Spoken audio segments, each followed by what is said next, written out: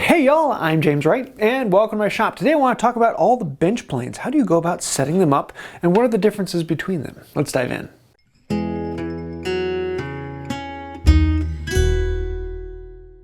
I have several videos on what are the differences between all the planes, what do the Stanley numbers mean, and I have probably 5 or 6 videos on how do you set up a smoothing plane, because that's the really difficult one.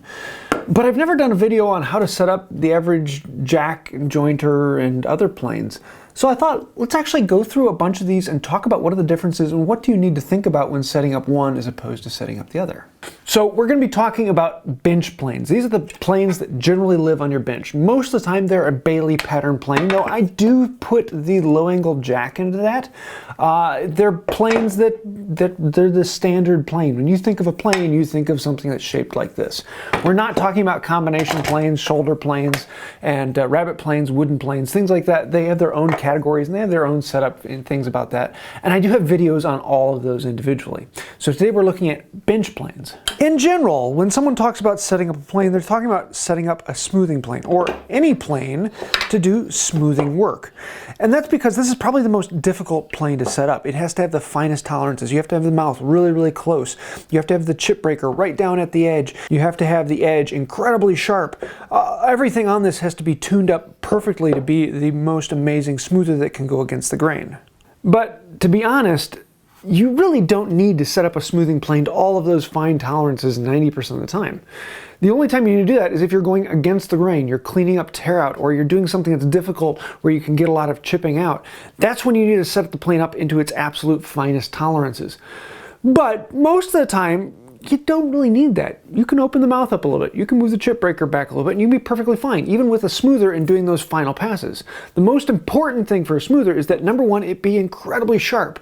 The sharper and cleaner that edge is, the smoother and cleaner the surface you're going to get.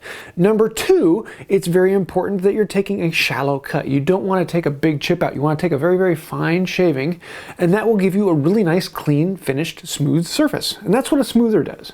Now, because of the fine tolerances, I have 2 planes that I set up as smoothers all the time. It's my simple number 4, and then I have my Veritas custom plane. These are my smoothers that are set up with very fine tolerances. I pick them up, I know they're good to go. I might have to sharpen the iron, but that's about it. And then I have the majority of my planes, and these are set up for just general work. They take material off. They don't have to take an incredibly fine shaving. They may leave a little bit of tear out. That's perfectly fine. I can come back and clean up the tear out with the smoothing plane. These take material off and make the board smaller.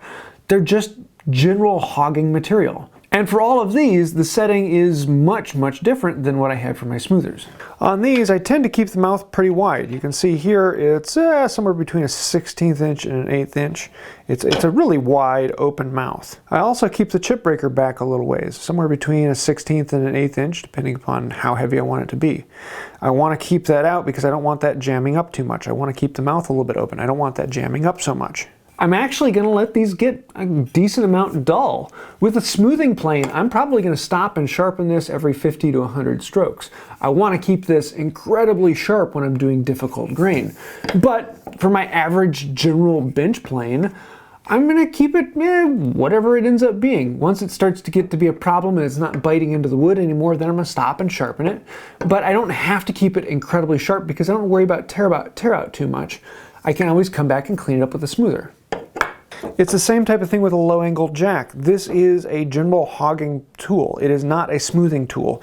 The low angle just does not make very good for difficult grains. Even with a high-angle iron in there, it just doesn't do as well as you can with a chip breaker and other things you can on a smoother. So with this, I do also keep a fairly large open mouth, about a 1/16 of an inch, maybe an 1/8 inch, depending upon how deep I'm cutting. Number 2, I'm also still going to let this get rather dull because it doesn't need to be incredibly sharp. As long as it's biting into the work, that's all I really need. These don't have a chip breaker, makes it very easy to set up. And I'm also going to be taking a fairly heavy cut because I'm taking off material. My smoothing planes are usually set up to around a 1/2 thousandth to a thousandth of an inch. They're very, very fine tools. Whereas most of my other planes are usually set up to, at the absolute finest, maybe 5 thousandths. But most of the time they're set up around 200ths, maybe 400ths. they're taking off a pretty heavy shaving for general work. There are times I'm going to set up my 4.5 or my wider 6.5, and I set those up with a really big shaving because I'm just taking off material, or I'm cleaning up the scrub plane marks. And for that, I want these to have a big mouth. I want them to have it set up very roughly. I want them to take off a lot of material. That then brings us to our scrub planes. And our scrub planes are just like the most nasty of tools because they don't have any major settings to them. You want that blade sticking out a 1/16 or sometimes up to an 1/8 inch. It is going to be taking off a lot of material. You want that mouth to be very big. You want all of these settings to be huge because you're taking off a lot of material. Then I'm going to come in with my 4.5 or my 5.5, something a little wider, and I'm going to get rid of the scrub plane marks, but I'm still going to be taking off a pretty heavy cut. Not quite the 1/16 inch, 1/8 inch cut of that, but something that's fairly heavy, getting down through all those marks.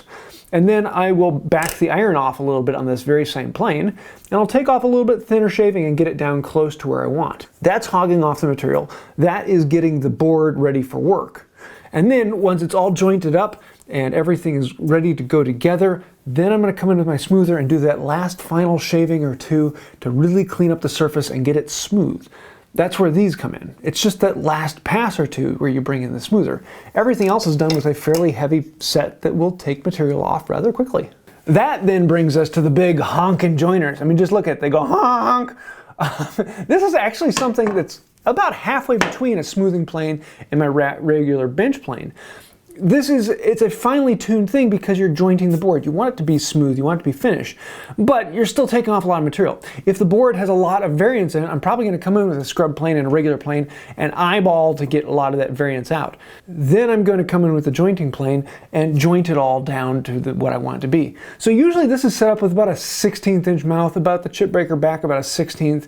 I don't take it quite as fine down as I do with the smoothers, but I don't let it get all the way open to about an 1/8 inch. I keep the tolerances a little bit tighter. And usually I'm only going to be taking about 1/100 of an inch off on a heavy shaving with this. And then I'm going to work it down and take the wheel back, and I might end up taking off a 2/1000th shaving with this. And this will get me down to that really nice smooth jointed edge that's ready for glue up.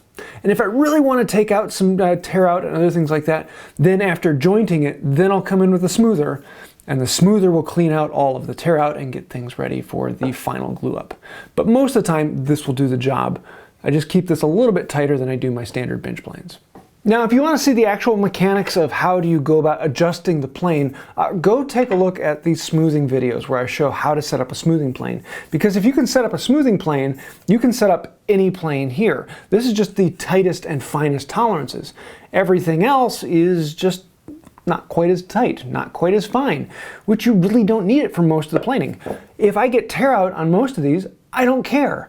These are intended for taking off material, and they get a little bit of tear out here and there. The smoothing plane, the card scrapers, that's what you come in to eliminate the tear out and get a really nice, smooth, buttery surface. So if you can set up a smoothing plane, you can set up any other bench plane. This is one of those topics that people really try to overcomplicate and make very precise. For this wood and this condition, you use this plane and you have these exact settings with this measurement. And really it's not that. It's that I have my smoothing planes very, very tight. I have my scrub plane very, very big. Everything else is just a variant in between the two. And a lot of time I will keep these with an 1/8 inch mouth, and I will adjust the depth of cut so that I can get a heavier cut to begin with, take off a lot of material. As I'm getting close to it, I'll back up the cut, take a little bit finer cut for the last few shavings. And then I'll come in with the smoothing plane and I'll take that final detail off. And that's where a lot of these come in. The ones in the middle are just in the middle. They're not really fine, they're not really heavy, they're halfway between. And that's the reason why I tell people, learn to set up a smoothing plane, and why I have so many videos on how to set up a smoothing plane, because if you can do this, you can do any of these. So I hope this answered your questions. If you do have any other thoughts, comments, questions, let me know those down below. I do read through all the comments and I answer as many as I can. So thank you for that. Also, if you'd like to help out the channel, you can hit like, comment, subscribe. Those things really do help out the channel and they help get the views to more people. So thank you for that. It is a free way to say thank you. Also, if you want to go a step further, you can say thank you to everyone scrolling here on the side. They are patrons on Patreon. If you'd like to find out more about that, there's a link down below, or you can become a member and click that little join button, and there are several perks and other things that go to patrons and members that other people don't quite get. So thank you to everyone supporting the channel. Without you, we would not be here. So I think that'll do it for today, and until next time, have a wonderful day. These are all bench planes. You can tell because they're plainly on a bench, and it's a plane bench because I planed the bench with bench planes.